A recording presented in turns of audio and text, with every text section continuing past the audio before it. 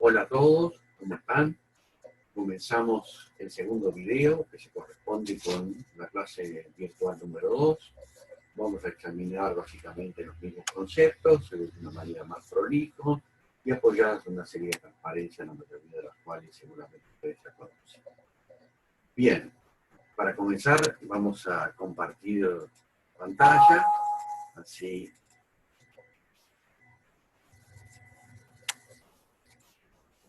Muy bien, permítanme, vamos a poder utilizar algunos de los recursos. Ahí está. Vamos a comenzar entonces por la definición de hipótesis y de dato. Observen ustedes que acá está subrayado, está calificado hipótesis con el término factual. Esto quiere decir que nos vamos a restringir a las hipótesis de cierta subclase, aquellas que denominamos factuales en el sentido que se refieren a la realidad. Puede haber otro tipo de hipótesis, por ejemplo, las formales, que no nos interesan porque siempre tienen el mismo valor veritativo, corresponden a las disciplinas formales como lógica y matemática. ¿No? Puede haber otras hipótesis que directamente no son científicas, como Dios es omnipotente, etc.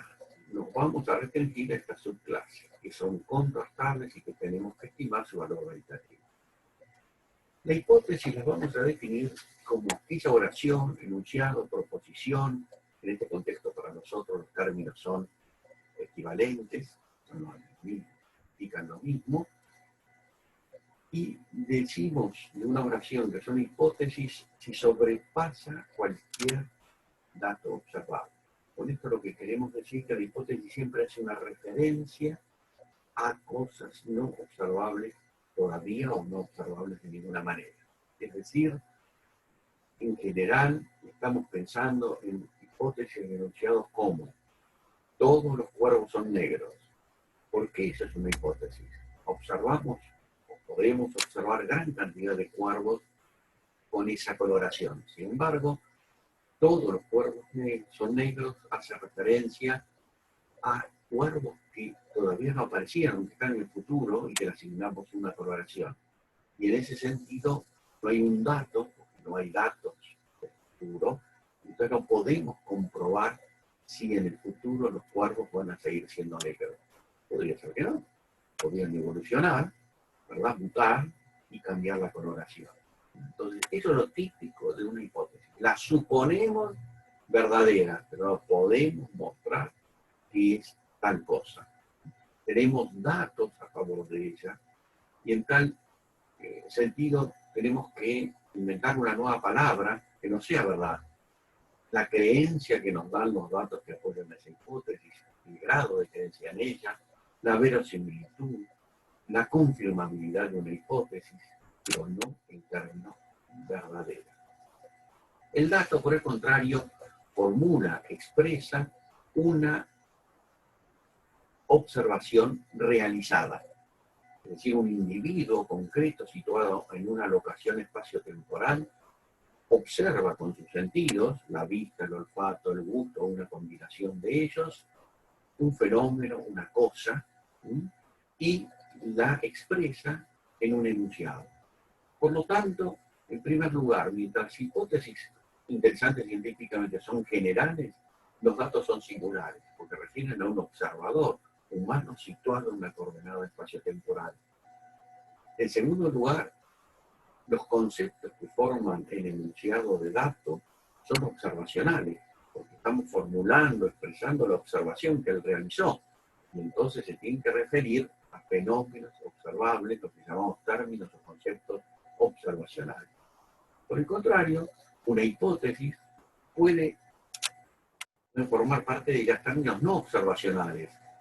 Por ejemplo, valor contable, objetivo organizacional, átomo, preferencias de un sujeto, no son fenómenos, aspectos de la realidad directamente observables por nuestros sentidos.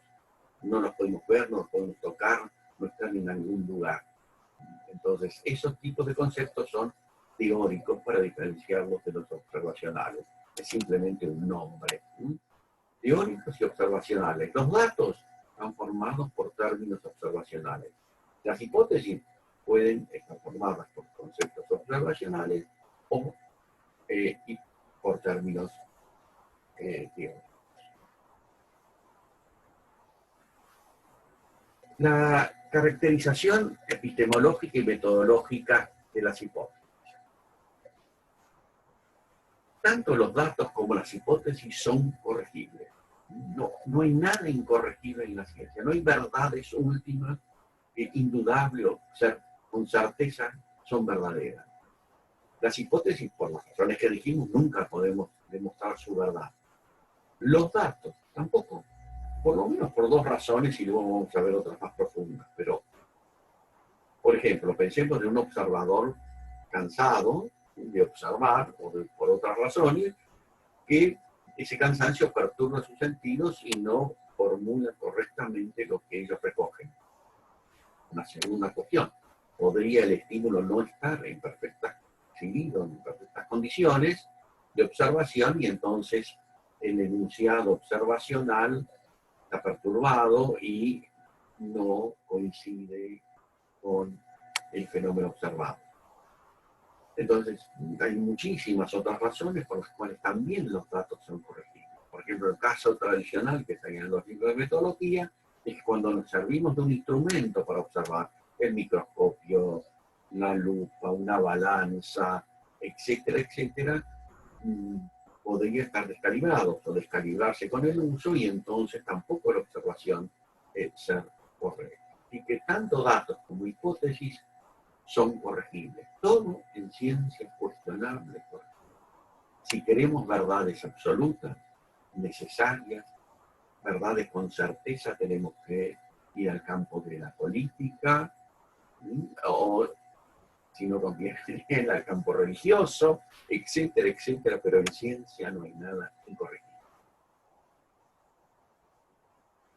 Las generalizaciones de datos, es decir, si yo observo una gran cantidad de cuervos negros y generalizo, todos los cuervos son negros, independicémonos de las observaciones de un individuo, la gran acumulación que la humanidad tiene de observaciones de cuervos negros, generalizo, todos los cuervos son negros, los del pasado, los del presente y los del futuro. Eso es una hipótesis porque del futuro, repetimos, no hay datos, por consiguiente no podemos asegurar que esos cuervos sigan siendo negros, que no muten. Entonces, las generalizaciones de datos son hipótesis. Esta es una cuestión muy interesante la que sigue. Los datos no establecen, sino que refutan hipótesis. No establecen, sino refutan. Basta un solo dato repetible para refutar la hipótesis que todos los cuervos son negros. Aparece un cuervo negro, un cuervo no negro, y esa experiencia es repetible, entonces vuelve falso, todos los cuervos son negros. Ahora bien, no una, sino ningún conjunto de datos observados, experiencias realizadas de cuervos negros, es suficiente para demostrar su verdad, cosa que ya hemos discutido hasta ahora. Entonces, hay una simetría, observa usted, entre los datos respecto de las hipótesis. Uno solo puede refutar, pero ninguna cantidad indefinida de datos puede volver verdadera una hipótesis. Esto es muy importante porque cuando lo cotejamos con la realidad para saber su valor veritativo, una hipótesis, podemos saber que es falsa, pero luego vamos a ver, no podemos demostrar, sin embargo, su verdad. Las hipótesis son el centro de la actividad cognoscitiva. Esto es interesante tenerlo en cuenta porque en la famosa dicotomía que uno dice, ¿qué es más importante? ¿Los datos o las hipótesis? ¿Por dónde comienza la investigación? Clásicamente se decía, comience observando rigurosamente la realidad, después que haya observado de manera suficiente, clasifique los datos, etcétera, etcétera. Eso no tiene ningún sentido. ¿Por qué? Contemporáneamente no lo tiene por algo muy simple. Ustedes están observando las pantallas de sus dispositivos y sean tablets, PC, teléfonos celulares, son rectangulares las pantallas. Ahora, esa observación segura, ¿verdad?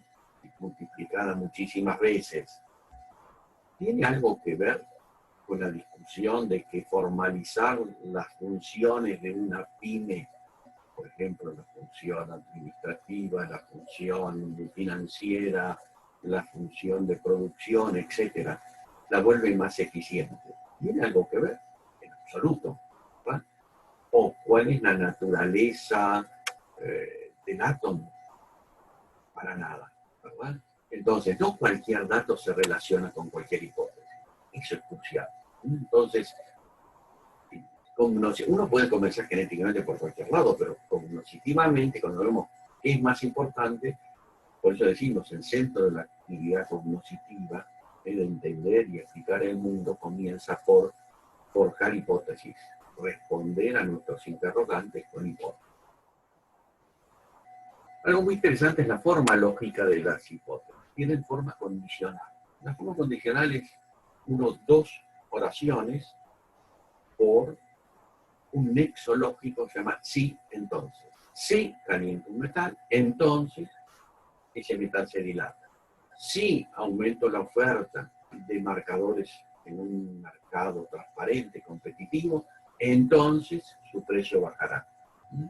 Esta forma lógica de los enunciados, esa forma condicional, nos permite contrastarlo, porque producimos el antecedente de ese enunciado, la causa, y vemos si el efecto, el consecuente, se produce.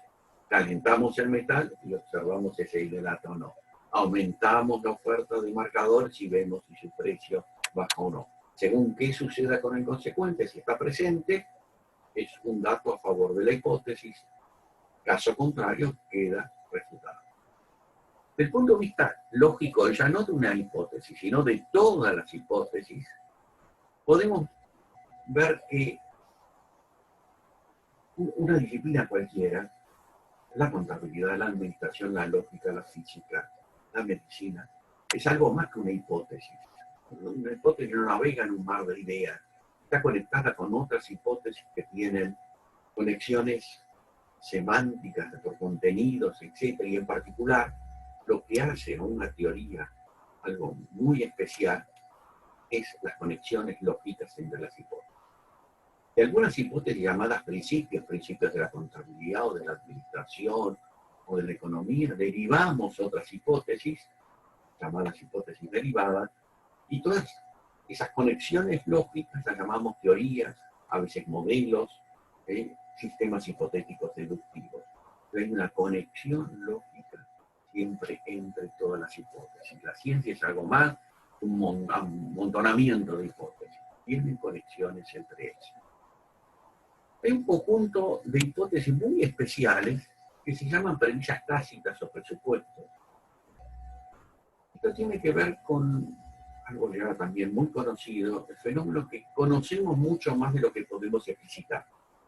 Fijémonos en una acción, andar en bicicleta, y queremos transmitírselo a alguien que está aprendiendo a andar en bicicleta. Decimos, tomar el manubrio firmemente, pedalear, mantener el equilibrio. Esas son instrucciones importantes, pero no son suficientes para no caerse, para salir andando en bicicleta. Bien, es decir, conocer, andar en bicicleta es mucho más de lo que podemos mostrar, explicitar. Lo mismo sucede en la ciencia. La ciencia es mucho más que lo que podemos, las hipótesis explícitas que formulamos. Hay hipótesis que estructuran, como los anteojos, las anteojeras con que miramos la realidad, estructuran el campo de conocimiento y generalmente son implícitas. Es esa, por ejemplo, esas hipótesis que están presentes y a veces no nos damos cuenta cuando observamos un fenómeno económico, lo explicamos y lo explicamos desde los agentes, no de las clases sociales. O viceversa, alguien desde las clases sociales y secundariamente jerarquiza a los individuos. Entonces, esas son ejemplos de hipótesis de este tipo. Vamos a borrar. Bueno, ahora vamos a pasar a la segunda hipótesis. Perdón, la segunda apariencia. Esta es se refiere al resumen de los datos. Esto me interesa mucho. De nuevo, permítanme. Vamos a usar el puntero. Esta es una figura muy interesante que utilizan los psicólogos, o utilizaron originalmente para ver la percepción, para estudiarla. Y observemos acá una cofia, un sombrero, un moño con dos cintillos, cabello. Seguramente ustedes perciben una hermosísima joven. Acá está la frente, acá la cuenca ocular, acá la nariz, está un semiperfil. Acá el pabellón auditivo, el mentón, un cuello amplio con un cintillo, ¿verdad? Las cutillas del vestido que llegan al cuello, el hombro izquierdo y acá está el hombro derecho. Esta es una hermosa joven. Pero también algunos de ustedes no habrán visto esta joven, incluso le costará observarla.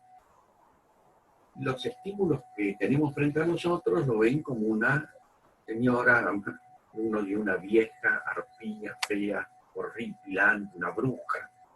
Entonces, también tiene sombrero, el moño, los cintillos, el cabello naturalmente, pero todo esto en la nariz, acá está el ojo, ¿verdad?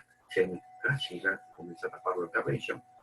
Acá está la nariz con una horrible verruga, acá está la fosa nasal, y lo que da el cintillo es una boca de labios delgados, perversos, y tiene un cuello tan feo que se subió hasta el mentón el vestido. Es interesantísimo que observen ustedes que los estímulos son los mismos. Yo no hice ningún tipo de magia, no hice ningún tipo de truco, pero lo que nos muestra esta figura es que depende, a ver, todos recibimos los mismos estímulos de la realidad, pero depende cómo los organiza nuestra mente, vemos una joven, una vieja o alguna otra cosa. El ser humano no es una mente espejo que pasivamente refleja los estímulos de la realidad, tal cual. Sí, los recibe, pero los organiza de acuerdo a sus expectativas, de acuerdo a su formación, de acuerdo al momento evolutivo que está percibiendo como individuo de una especie o de su desarrollo como individuo. Entonces, dato es algo más que una mente espejo. Por eso el dato también, y acá en el sentido más profundo que decíamos, es corregible. Aprendemos a mirar, aprendemos a observar, y observamos una u otra cosa. Observamos manifestaciones de clases sociales o de individuos. Observamos viejas, observamos jóvenes. Entonces, el dato es algo bastante más profundo.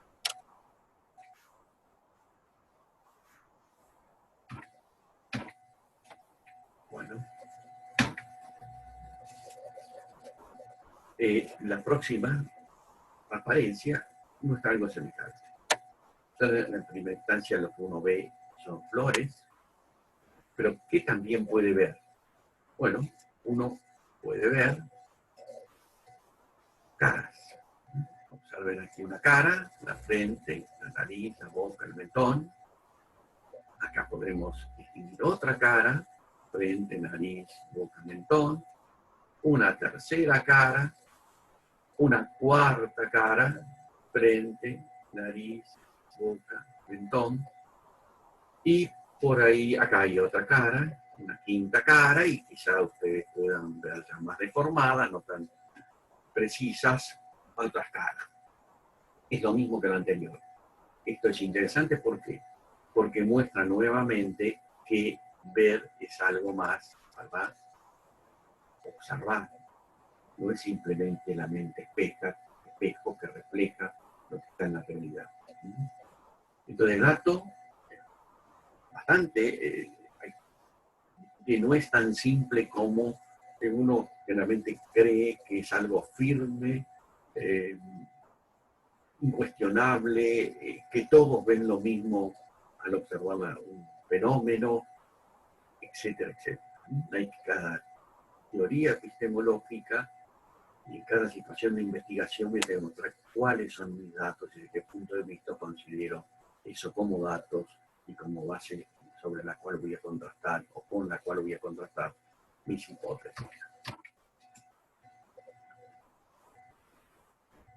Bien, continuamos. Esto es tan interesante como lo anterior, o más quizá, porque tiene que ver con un aspecto que realmente tampoco nosotros advertimos. Y es el siguiente. Nosotros tenemos un conjunto de datos. Generalmente uno tiende a creer que el conjunto de datos está soldado a una hipótesis determinada. Hay una relación biunívoca entre hipótesis y datos. A una hipótesis le corresponde un conjunto de datos y solo ese, y a un conjunto de datos viceversa. Pero acá lo que vamos a mostrar es que no es así. Sería mucho más fácil si fuera de esta manera, pero no es así. Un conjunto de datos uno lo puede explicar por hipótesis incompatibles entre sí, es decir, que no pueden, ni son ni pueden ser simultáneamente verdaderas. Supongamos que estos sean vestigios de la evolución de seres vivos. Puedo explicarla estos vestigios con una hipótesis bastante primitiva y que cada forma de vida que se originó en algún momento va evolucionando con líneas independientes del otro ser vivo. Y en el tiempo van aumentando su complejidad, adaptándose a la realidad cambiante, pero cada una de manera independiente, y los seres originales que había cuando fueron creados siguen la misma cantidad primitiva, digamos, así evolucionando. Esta es una hipótesis diferente, dice no procede así la evolución. La evolución es lo siguiente, se crearon, los seres vivos aparecieron en el universo y luego mutaron, evolucionaron por un salto catastrófico, alguna catástrofe, por lo que fuera, y hay otro nivel evolutivo. Y luego se produce en el tiempo otro nivel evolutivo y otro nivel evolutivo, así va a saltos. Entonces, evolucionan todos juntos de golpe, a saltos. Y esta es la hipótesis darwinista de que de un ancestro común se van generando múltiples formas de vida, cada vez con más funciones y más complejas. Observe que son tres hipótesis diferentes que han sido formuladas en la historia de la biología para explicar el mismo conjunto de datos. Entonces, por eso es tan difícil contrastar una hipótesis, porque hay que encontrar un dato que confirma una hipótesis y desconfirme a otra o a las demás. Entonces, de nuevo, no hay una relación unívoca entre hipótesis y datos.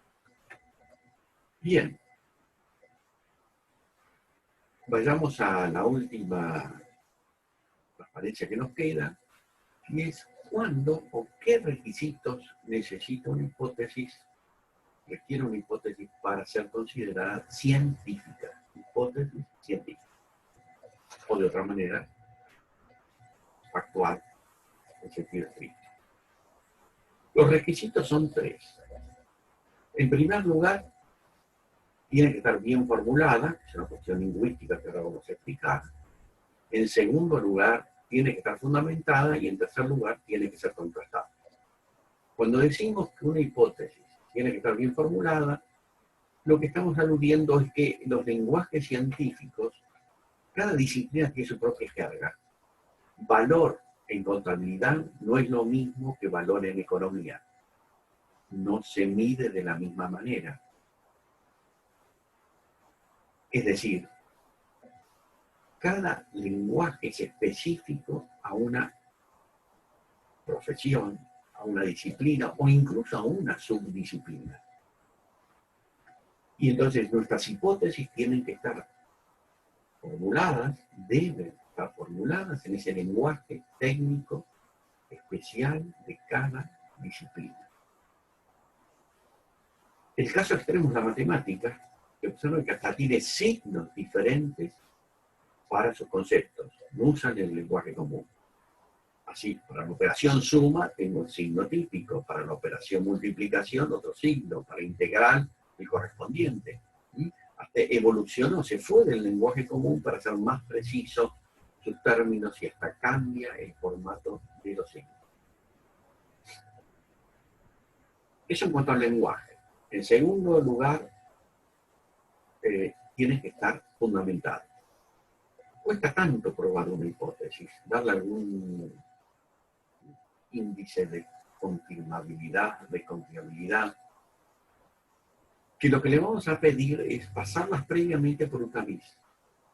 Una hipótesis, vale la pena contrastarla, comenzar a indagar su valor veritativo, si probamos previamente que es compatible con el cuerpo de conocimiento que en un momento dado tiene esa especialidad. Contabilidad, economía, la disciplina que fuera. Claro que en las ciencias sociales tenemos diferentes teorías que compiten. La forma de venir el valor contable no es única. En física a veces hay una sola teoría predominante, pero acá hay varias. Entonces lo que pedimos es algo más modesto. Compatibilidad con alguna de las teorías aceptadas en un momento dado. Entonces, no sería aceptable una hipótesis que diga que para volver eficiente una pyme le rece a los marcianos. No porque no existan los marcianos, ojalá existan, pero ninguna teoría llamada determinada científica en administración dice esa barbaridad.